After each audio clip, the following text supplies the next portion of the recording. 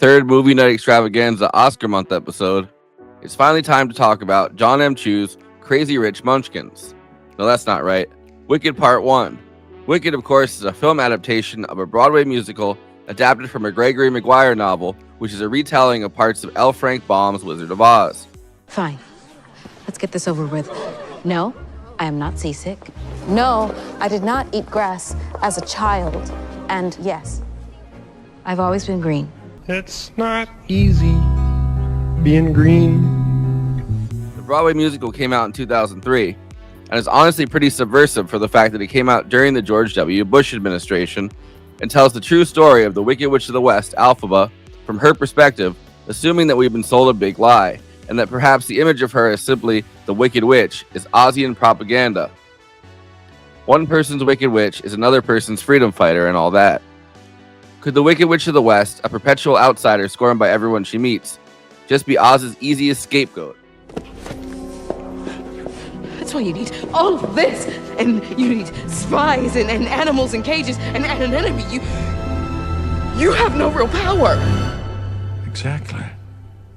That's why I need you. Unlike many stories where we're left feeling like there's an inherent good and inherent evil to these characters, The Wonderful Wizard of Oz actually lends itself to this retelling really well, since in the original book, Oz himself is a con man who has used carnival tricks and a bit of terror to trick everyone in Oz into believing he's a powerful wizard.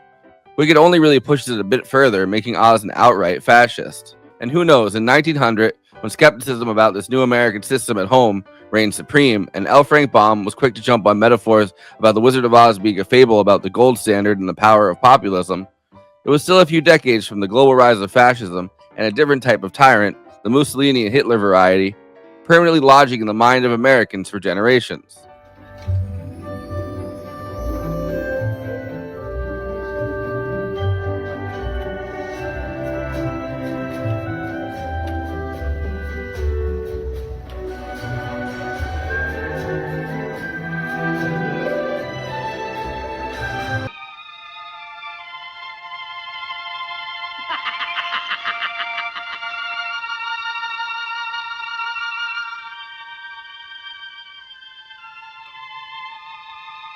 The stage play starred Kristen Chenoweth and Idina Menzel as Glinda the Good Witch and Elphaba the Wicked Witch.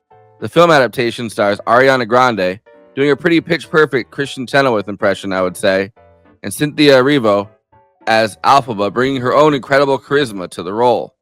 Both Kristen Chenoweth and Idina Menzel make a cameo in Oz as performers in a play within the movie. It also stars Michelle Yeoh, who previously starred in Jon M. Chu's Crazy Rich Asians, Jeff Goldblum as the Wizard of Oz, Ethan Slater, Jonathan Bailey, Marissa Bode as Elphaba's sister, Nessa Rose, Bowen Yang, and Peter Dinklage as the Goat Professor, Dr. Dillamond. From the beginning, despite having an extremely diverse cast, Elphaba is shunned for being green. But green's the color of spring. And green can be cool and friendly like. A byproduct of her mother's illicit affair.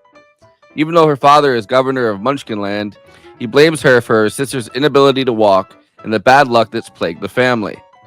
However, she possesses magic powers, which draws Madame Marble, Michelle Yeoh's character, to enroll her at Shiz University, I don't understand. Stop! Let her go!